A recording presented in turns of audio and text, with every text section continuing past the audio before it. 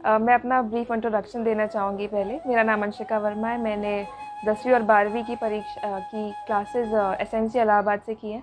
उसके बाद मैंने बीटेक किया इलेक्ट्रॉनिक्स एंड कम्युनिकेशन से गलगोटिया कॉलेज नोएडा से।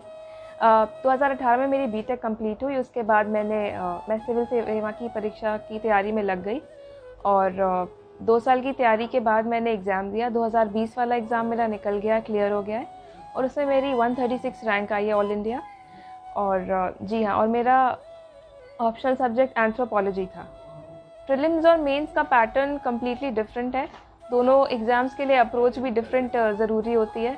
प्रीलिम्स एमसीक्यू बेस्ड एग्ज़ाम है, जहाँ की मेंस में हमें आंसर्स लिखने होते हैं। तो उसमें जनरल स्टडीज़ के 4 पेपर होते हैं, जीएस 1, 2, 3, 4 और उसके साथ साथ ऑप्शनल के भी 2 पेपर होते हैं और साथ में 2 कंपलसरी पेपर्स होते हैं, हिंदी और इंग्लिश के, और एक ऐसे का पेपर होता है। तो इन सभी पेपर्स के लिए एक अलग स्ट्रैटेजी बनानी पड़ती है एंड उसके अकॉर्डिंग प्रिपेयर करना होता है। मेंस का सिलेबस बहुत वेल डिफाइंड है, तो उसके अकॉर्डिंग एस्पायरेंट्स अपने नोट्स प्रिपेयर कर सकते हैं और नोट्स प्रिपेयर करके उन्हें रिवाइज करके मेंस की प्रैक्टिस करके उसको क्लियर किया जा सकता है। कॉन्सेप्ट समझने की कोशिश करें या प्रैक्टिस करें, क्योंकि सिर्फ 66 मार्क्स की रिक्वायरमेंट है सीसैट को क्लियर करने के लिए। तो बीए का कैंडिडेट हो या कोई आईआईटीएन हो, दोनों ही क्लियर कर सकते हैं। मैंने आईआईटीएन्स को भी सीसैट में फेल होते हुए देखा है। तो मतलब कुछ मिसकंसेप्शंस है इस एग्ज़ाम को लेके। One has to believe in themselves, confidence रखना पड़ेगा इस एग्ज़ाम को क्लियर करने के लिए। ऑप्शनल सब्जेक्ट का जो सिलेक्शन है वो बहुत इंपॉर्टेंट रोल प्ले करता है, क्योंकि जनरल स्टडीज़ में एक जैसे मार्क्स मिलते हैं कैंडिडेट्स को, बट ऑप्शनल में मार्क्स बहुत ज़्यादा वेरी करते हैं। तो सिलेक्शन के लिए ये ज़रूरी है कि आप अपना इंटरेस्ट एरिया जानें। मैंने भी 2-3 सब्जेक्ट्स पढ़ने की कोशिश की स्टार्टिंग में। मैंने ज्योग्राफी, साइकोलॉजी और एंथ्रोपोलॉजी को शॉर्टलिस्ट किया था कि हो सकता है कि इसमें मेरा इंटरेस्ट हो। फिर मैंने एंथ्रोपोलॉजी पढ़ा, मुझे उसमें इंटरेस्ट आया। मैंने टॉपर स्टॉक्स देखी, टॉपर स्ट्रैटेजी देखी, मुझे लगा कि हाँ, स्कोर्स भी अच्छे मिल रहे हैं और सब्जेक्ट भी बहुत इंटरेस्टिंग है। मेरे लिए नया था बट मैंने ट्राई किया। तो सिलेक्शन जब कर रहे हैं ऑप्शनल का, आप interest plays a very major role, मैं ये कहना चाहूँगी। एग्ज़ाम का नेचर ऐसा है कि बहुत ज़्यादा हार्डवर्क तो इसमें डालना ही पड़ता है। मतलब there is no other way of clearing this exam. Hard work तो आपको करना ही है। अब हो सकता है एक चीज़ आपको 3 घंटे में समझ आ रही हो, किसी और को 5 घंटे लग रहे हो, तो टाइम फैक्टर भी रिलेटिव है। मैं तो 8 से 10 घंटे डेली पढ़ा करती थी और मैं रात को जग के पढ़ती थी, तो मैं या तो सुबह 4 बजे तक या सुबह 7 भी बज जाते थे कभी कभी। तो इट्स रिलेटिव। मेरे फ्रेंड्स कुछ थे जो सुबह 6 बजे उठ के पढ़ते थे, बट मैंने एक कॉमन चीज़ नोटिस की है कि 8 से 10 घंटे की रेगुलर कंसिस्टेंट पढ़ाई सभी ने की है। जितनों ने, मेरे दोस्तों ने क्लियर किया, कुछ का नहीं भी क्लियर हुआ, बट एफर्ट सब ने डाला है इतना कम से कम। दिन को प्लान रखें, पहले से प्लान रखें और दिन को डिवाइड कर सकते हैं वो 2-3 पोर्शंस में, क्योंकि एक ही सब्जेक्ट पूरे दिन पढ़ेंगे बोरिंग हो जाएगा और हो सकता है प्रोडक्टिविटी भी कम हो जाए। तो स्टार्टिंग सुबह में न्यूज़पेपर पढ़ सकते हैं, क्योंकि करंट अफेयर्स तो कवर करना है एनीवे, तो न्यूज़पेपर से सुबह की शुरुआत कर सकते हैं।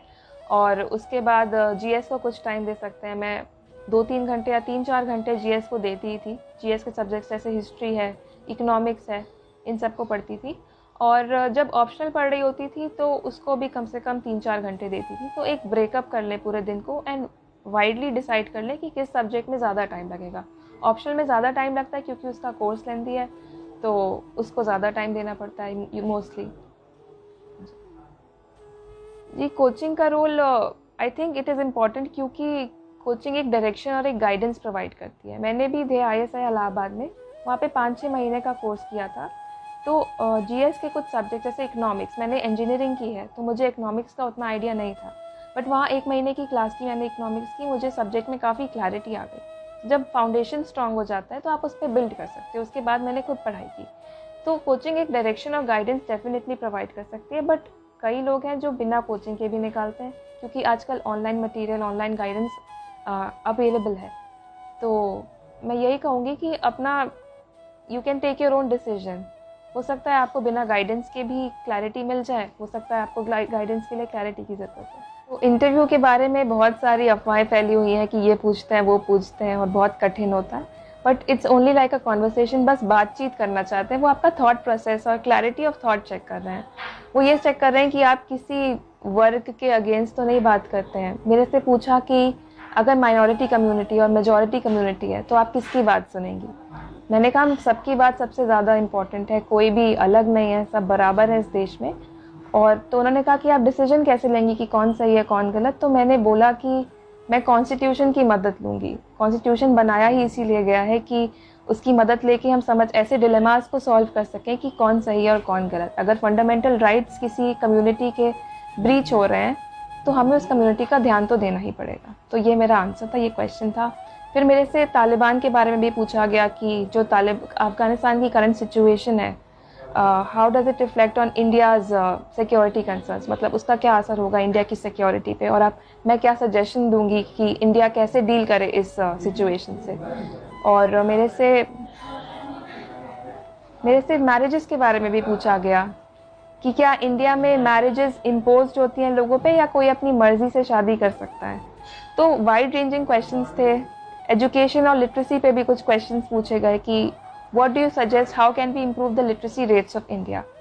So I think they were more opinion based questions. बहुत फैक्ट नहीं पूछते, वो ओपिनियन जानना चाहते हैं कि जो तैयारी कर रहे हैं उनको मैं ये कहना चाहूँगी कि तैयारी में घुसने से पहले ही एटलीस्ट एग्ज़ाम की रिक्वायरमेंट को समझें, क्योंकि मेहनत तो बहुत लगती है इस एग्ज़ाम में और टाइम पेशेंस सब कुछ बहुत ज़्यादा चाहिए। तो प्लीज़ एग्ज़ाम की रिक्वायरमेंट को एनालाइज करें, प्रीवियस ईयर क्वेश्चंस देखें, एंड देन उसके बाद I will say the second step is self assessment. खुद को असेस करें, खुद की स्ट्रेंथ वीकनेसेस क्या हैं और इसके अकॉर्डिंग अपनी स्ट्रैटेजी बनाएं। टॉपर्स टॉक देखें, टॉपर्स की स्ट्रैटेजी पढ़ें और समझें कि क्या करना चाहिए, क्या करके सक्सेस मिल सकती है। और हार्ड वर्क का तो कोई रिप्लेसमेंट है नहीं इस एग्ज़ाम के लिए।